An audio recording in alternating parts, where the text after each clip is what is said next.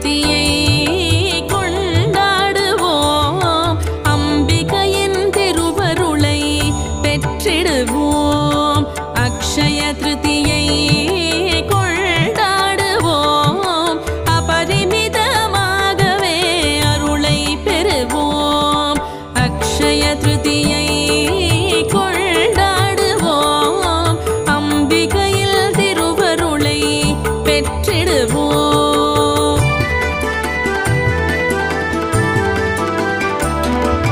கங்கை நதி பூமியை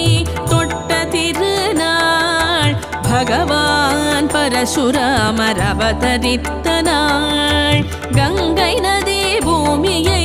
தொட்ட திருநாள் பகவான் பரசுராமர் அவதரித்த நாள் அக்ஷய